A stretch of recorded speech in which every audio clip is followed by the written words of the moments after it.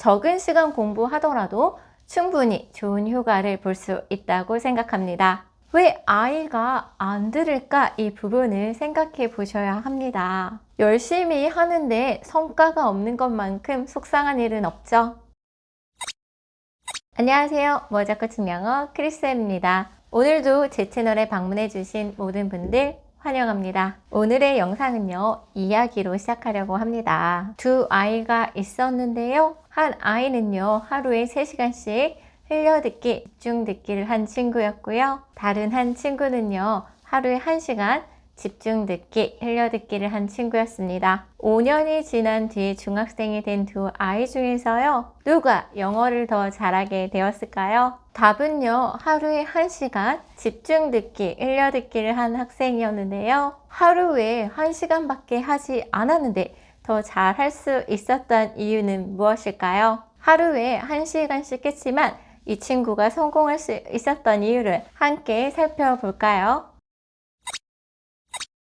첫 번째 비밀입니다. 이 친구는요, 이해하는 것, 이해 가능한 것을 많이 들었습니다. 무작정 모르는 것을 많이 들은 것이 아니라요, 본인이 이해하고 있는 듣기, 본인 수준보다 살짝 높은 수준의 듣기를 하고 있었던 거죠. 얼마 전에 한 부모님과 상담을 했는데요. 아이에게 영어책을 엄청 많이 읽어줬다고 해요. 그런데 아이 반응이요, 엄마는 읽어, 나는 안 들을래, 이런 반응이었던 거죠. 부모님은 막 열심히 하고 있는데 아이가 흥미를 보이지 않아서 매우 답답해 했는데요.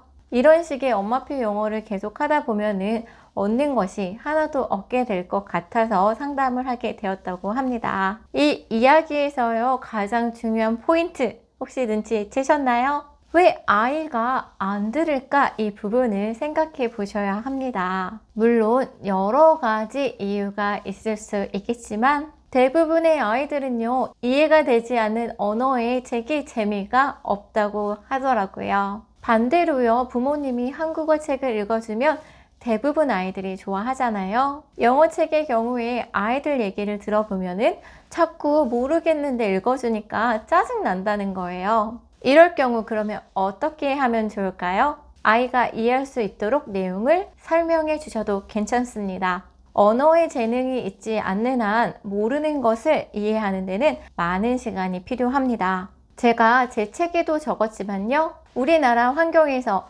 아프리카어를 배운다고 하루에 3시간씩 계속 아프리카어를 듣는다고 듣는 귀가 트이기 쉬울까요? 그런데 왜 영어는 가능하다고 생각하시나요? 적어도 내용을 80에서 90% 이상 이해하는 것을요, 흘려듣기, 집중듣기 하도록 해주세요. 이해한 것이어야 잘 들립니다. 그리고 나머지 이해가 되지 않는 10에서 20%는요, 이해한 것을 바탕으로 추측할 수 있습니다. 첫 번째 비밀, 이해 가능한 것을 듣는다 였습니다. 그럼 두 번째는 무엇일까요? 이 아이는요, 하루에 1시간 했지만 hearing이 아닌 listening을 했다는 것입니다. 제가 많은 영상에서 hearing과 listening은 큰 차이가 있다는 것을 여러 번 말씀드렸는데요. hearing은요, 이런 거예요. 그냥 엄마가 말하니까 들리니까 듣는다. 그러니까 자세히 집중해서 듣지 않는 듣기입니다. 우리나라 모국어도요, 자세히 집중하지 않고 들으면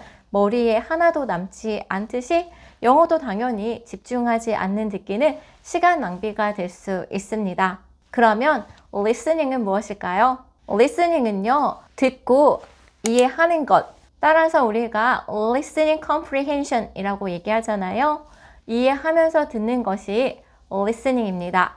따라서 중요한 포인트는요, 아이가 hearing을 하고 있는지 listening을 하고 있는지에 따라서요, 시간이 중요한 게 아니라 듣기의 질이 차이가 난다는 거예요. 아이가 이해가 되지도 않고요, 흥미롭지도 않은 주제의 이야기라면요, 아이들 분명히 hearing할 가능성이 굉장히 높습니다. 따라서 우리 아이가 listening을 하고 있는지 hearing을 하고 있는지 반드시 살펴보셔야 합니다. 세 번째, 1시간만 했는데 더 효과가 좋았던 그 비밀은 바로 아이가 나눠서 1시간 동안 쭉 한 게 아니라요, 1시간을 나눠서 아침에 30분, 저녁에 30분 또는 방학 때 아침, 점심, 저녁 이렇게 나눠서 20분씩 했다는 거예요. 이럴 때 가장 좋은 것은 자연스럽게 반복할 수 있는 구간이 생기는 거예요. 에빙하우스 망각곡선을 보면요. 우리가 암기한 것, 들은 것 굉장히 빠른 속도로 잊어버리잖아요. 잊어버리기 전에 다시 반복을 하면요. 단기 기억이 장기 기억으로 넘어갈 수 있습니다. 따라서 이렇게 하루에 시간을 두고 반복을 하도록 해주면요. 이전에 배웠던 거 다시 하면서 반복, 또 반복 하다 보면요. 많은 단어들과 문장들이 자연스럽게 장기 기억 속으로 저장되기가 더 쉽겠죠? 이와 관련해서 좀 자세한 영상을 보고 싶다면요. 제 영상 중에서 엄마표 영어 노출 시간보다 더 중요한 것은 이 영상 참조해 주세요. 오늘 영상에서 제가 말씀드리고 싶은 거는요. 물론 언어 학습에 있어서 절대적인 시간 중요합니다. 하지만 또 절대적인 시간만 중요한 것은 아니라는 말씀을 드리고 싶었어요. 언어 학습을 하는 시간도 중요하지만요. 언어 학습을 어떻게 제대로 할 수 있는지, 효과를 높일 수 있는지 방법을 안다면 적은 시간 공부하더라도 충분히 좋은 효과를 볼 수 있다고 생각합니다. 우리 아이들 영어뿐만 아니라 다른 과목들도 공부해야 하잖아요. 엄마표 영어를 진행하고 있는 부모님들 중에서요. 혹시 내가 놓치고 있는 부분은 없는지 제 영상들을 통해서 채워 나가시길 바랍니다.